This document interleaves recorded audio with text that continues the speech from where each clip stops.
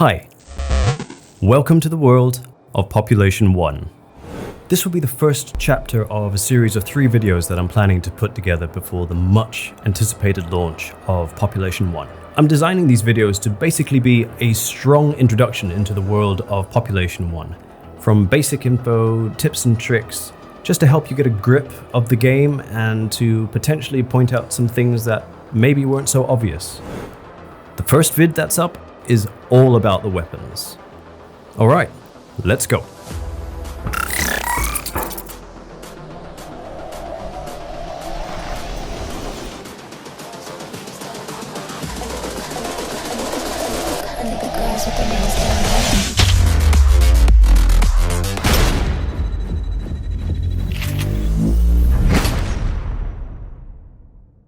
Bear in mind, everything that I've included here is purely my subjective experience of the game so far. I've done my best to really identify the things that are working specifically for me, and I'm happy to share that with anybody who might be interested, basically. It is by no means the correct way to do things, which in the world of VR, in my opinion, doesn't really exist, to be honest. And as always, remember, in terms of priority, have fun first, dominate second. If you can't have fun without melting people, you'll probably never actually get to the point of dominating anyway.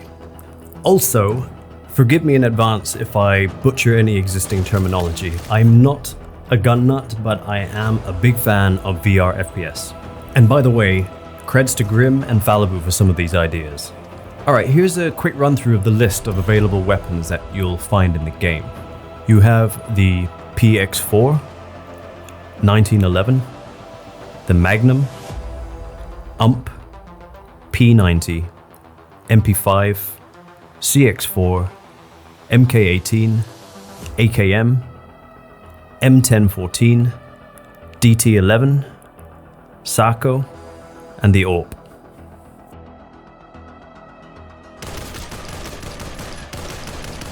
In a nutshell, one-handing weapons does not impede dexterity and will free up your hands to do everything else that the game requires you to do very quickly.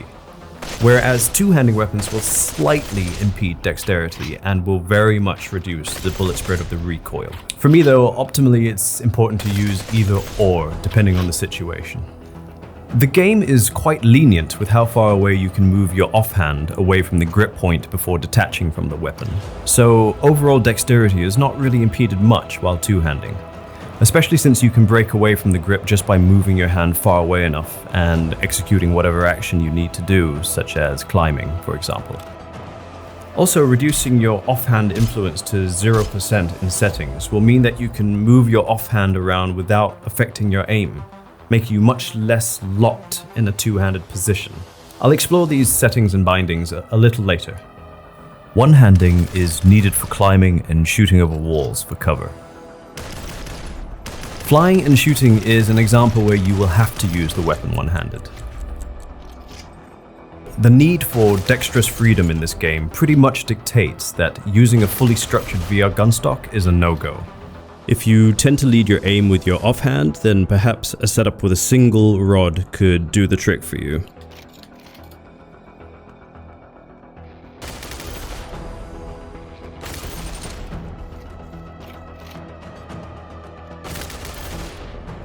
But any more or bigger than this, and I find that it just gets in the way of everything else that the game needs you to do.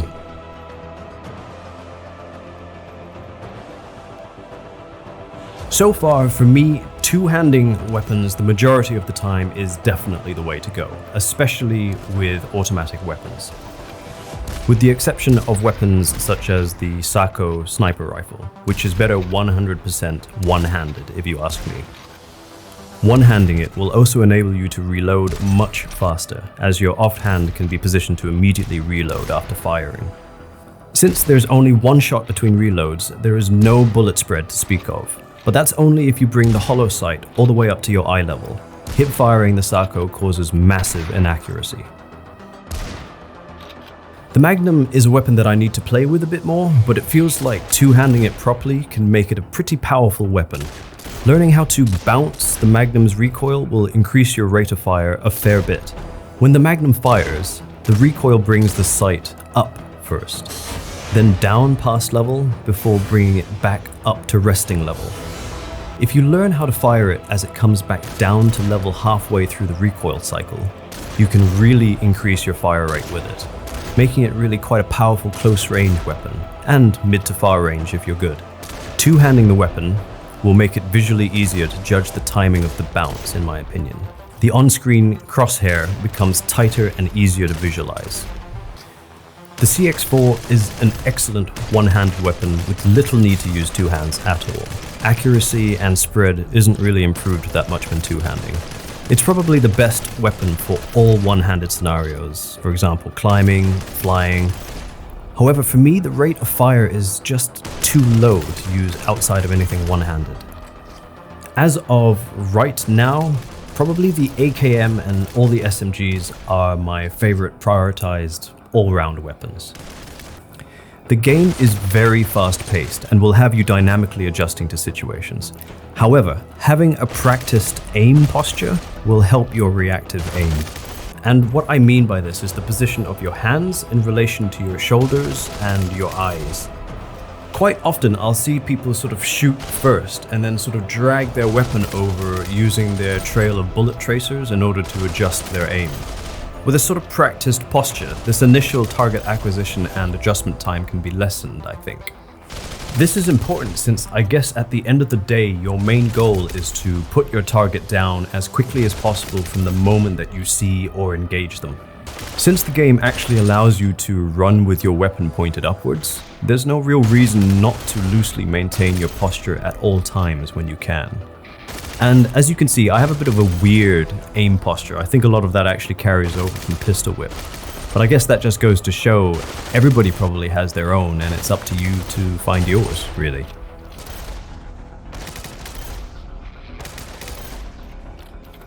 I would suggest learning how to pull the weapon downwards with the correct sort of timing in order to compensate for the recoil on automatic weapons. A good one would be to practice with the P90, since the recoil does seem to be pretty large, but consistent. With the weapons having no firing mode switch, trigger control is very useful when aiming at distant targets. It really does help to mitigate the spread. This basically means just squeeze tapping the trigger in order to achieve burst fire.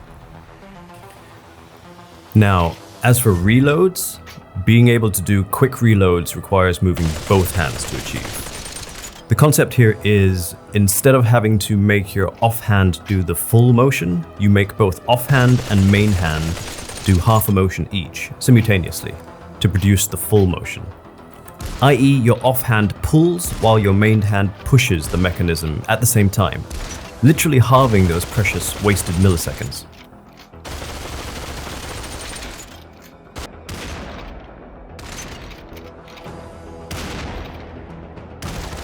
Also, moving your hands slightly beyond the required amount/distance when reloading will ensure the weapon gets reloaded successfully. I've often seen people have to try and cock the weapon twice because the first time failed. It would be good to know the specific interaction points on the weapon so you don't have to fumble around looking for them all the time. Ideally, you should be able to reload without looking at your weapon at all. And you should definitely be able to run and reload at the same time. This is something that can be very easily picked up with a bit of practice. Remember to listen out for reload cues. The weapon will give you this sort of pingy audio feedback, which will let you know that you're nearing the end of the clip. Use that sound to train your reaction to initiate a reload. Of course, you should be reloading your weapon as often as you can really, making sure that your magazine is full in between firefights, especially since it doesn't waste any ammo when you eject the magazine halfway through.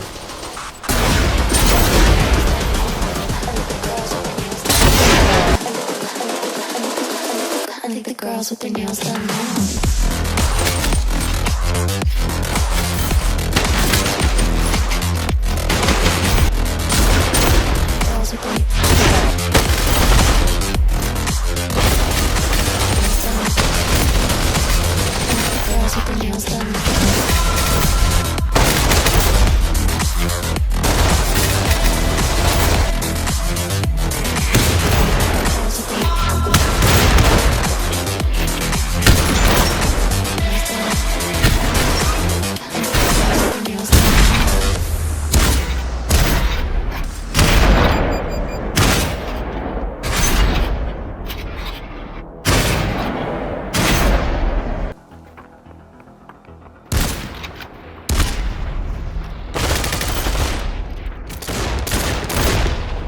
Knowing the layout of your Quickslots can really give you the upper hand in situations where it's a really chaotic and close firefight.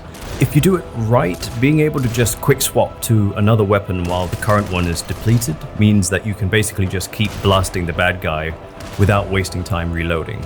Plus, if you're able to quick swap to an appropriate weapon, be it near, medium or far distance, especially near distances, even more advantage.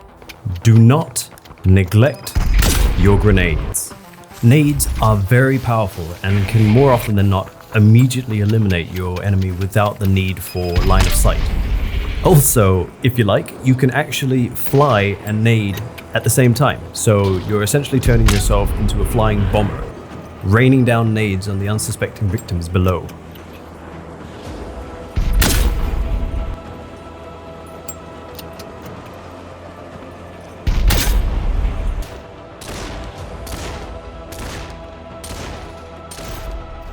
All weapons have bullet travel time. No bullet drop, but travel time.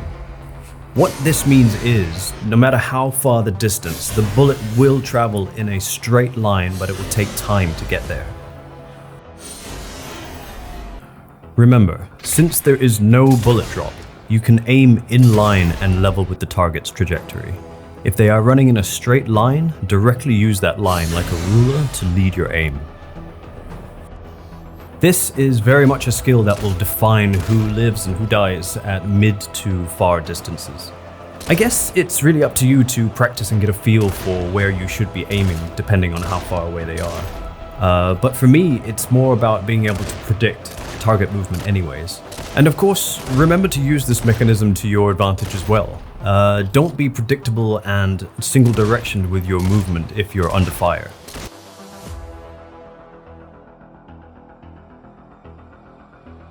As for the key bindings, make sure you play around with these and experiment a little to find out what suits you best. For example, for me on the index controllers, I much prefer to have the trigger button as the grip in order to reload weapons easier. I'm sure there's quite a few public key bindings that have been posted by community members that you might want to have a browse through. I know Falibu, the man, has one posted. As I mentioned previously about the offhand, influence, and weapon smoothing options. Currently, I have my weapon smoothing set to about 75% and my offhand influence set to 0%. The reason for this being, obviously, is that I very much prefer to use just my main hand entirely for the aiming, so I am free to sort of move my offhand around slightly and not be locked into this sort of aim posture that you would have to adopt with two hands. This, however, is very much a gameplay style, and I wouldn't expect everybody to adopt the same standards. And as a final sort of tip, do the things that feel difficult and that are uncomfortable. Superior gameplay would seem to come from the ability to apply the appropriate strategy to the given situation. This means that the best players are pretty much good at doing it all, and they can execute the appropriate skill at the appropriate time. I often see people who are particularly good at something, like shooting, for example, and they'll try and outgun everybody in every situation they come across. And this is usually a result of them only practicing the things that they're already talented at, and kind of neglecting the things that they cannot comfortably do. If snipers or nade throwing or building is an uncomfortable zone for you, then I would suggest you force yourself to use and do them. Even if it ends terribly wrong, I promise you the only way is up. And you're going to find yourself in a much stronger position the next time a situation comes along that requires alternative strats. The skill will become reactive and comfortable eventually. Just push those comfort zones as much as you can. Alright, thanks for watching, guys. Of course, let me know what you think in the comments, and definitely let me know if you're as hyped for Pop 1 as I am. Oh my god.